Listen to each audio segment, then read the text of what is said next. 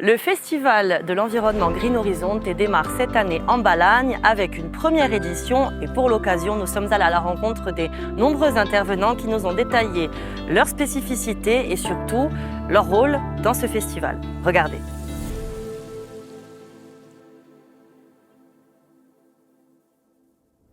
Green Horizonte a pour parrain un parrain prestigieux. Il est le voyageur préféré dans le monde de l'audiovisuel. Raphaël de Casabianca, bonjour. Bonjour Alexandra. Alors Raphaël, ça a été un choix de parrainer un tel événement? Oui, on m'a contacté il y a plusieurs mois. Je rêvais de pouvoir y aller. J'avais encore un peu peur pour les dates parce que je reviens de rendez-vous en terre inconnue. Donc je croisais les doigts pour que ça se fasse. Et oui, j'ai trouvé qu'il y avait derrière ce projet une vraie belle volonté intergénérationnelle, populaire, pour parler du tourisme de demain sur une île que j'aime particulièrement, la Corse. Donc pour moi, c'était naturel de dire oui et ça me fait vraiment, vraiment plaisir d'être ici. Alors quel est votre rôle durant ce festival? C'est juste d'apporter déjà mon image, ma caution entre guillemets, de dire que je soutiens, de pouvoir aussi rencontrer les acteurs locaux, de pouvoir participer. J'ai écouté des collégiens tout à l'heure qui avaient plein de super beaux projets. Ça me rappelait que moi, à mon âge, quand j'étais au collège, en primaire, on parlait pas du tout de ces sujets. Donc il y a des nouveaux citoyens. Et donc c'est de prendre aussi ma part là-dessus. Moi, j'ai créé une marque qui s'appelle Petauschnok où je parle de tourisme responsable aussi. Et donc on connaît les problèmes et maintenant chacun doit apporter sa solution.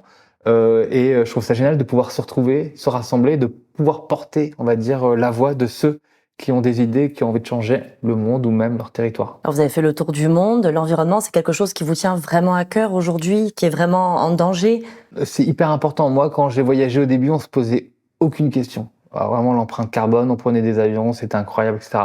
Maintenant, le monde a changé, on sait qu'il est fragile, qu'il est limité, que notre impact a vraiment, que notre manière de voyager a un impact. Donc, il faut proposer des solutions. Et en tant que voyageur, quand on aime le monde, comme on aime la Terre, quand on aime la Corse, on a forcément envie de la préserver. Donc, on est là pour apporter quelque chose. Et à chacun à son échelle. Donc, le but, c'est on peut parler d'hors saison, de mobilité douce, de moins voyager mais plus longtemps. Il y a plein de choses dans le tourisme responsable parce que je reviens toujours à ce que m'a apporté le voyage. Moi, ça m'a permis de définir ma place dans le monde, être confronté à d'autres vérités, à d'autres réalités, sortir de sa zone de confort, voir qu'il y a d'autres cultures, c'est hyper important. Donc, faut pas que ça soit un monde qui se replie. Faut pouvoir toujours s'ouvrir à l'autre, mais en ayant conscience que ce que l'on fait a un impact, donc de pouvoir changer notre manière de faire. Donc, pour moi, vraiment, le voyage a été, oui, comme je dis, une manière de me définir en tant que citoyen. Avec quel regard vous voyez la Corse aujourd'hui face à toutes ces problématiques, à toutes ces thématiques abordées? La Corse, c'est un joyau.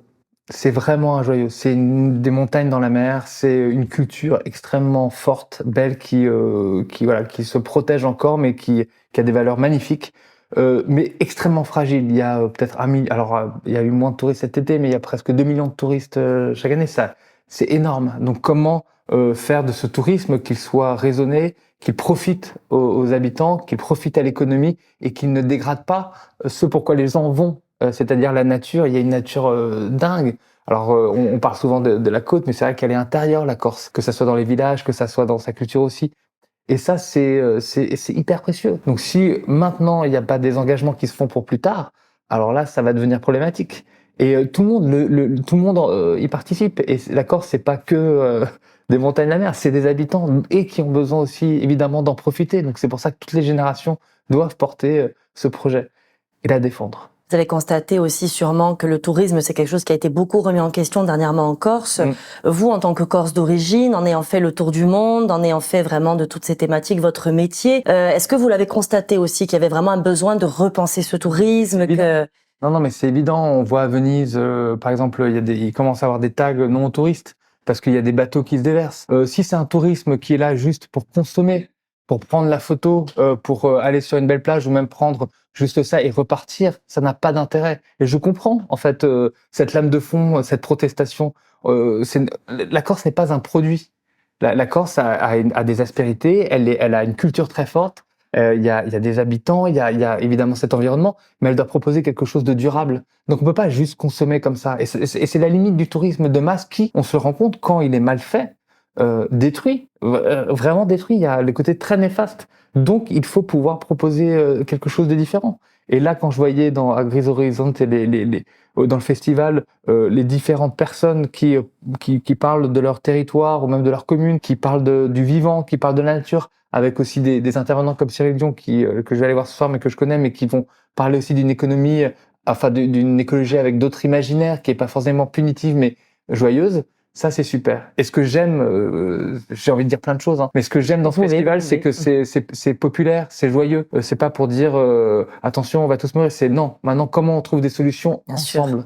Et donc, il y a vraiment ce côté important aussi, vivre ensemble. D'ailleurs, quand tu avais eu la présentation, c'est ce que l'équipe disait. On veut prôner une écologie festive.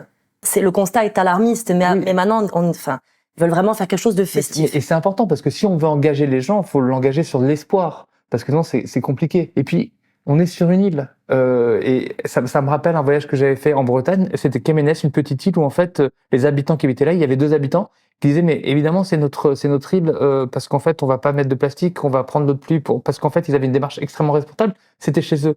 Mais la Corse, c'est une île qu'il faut protéger et la Terre est une île en tant que telle.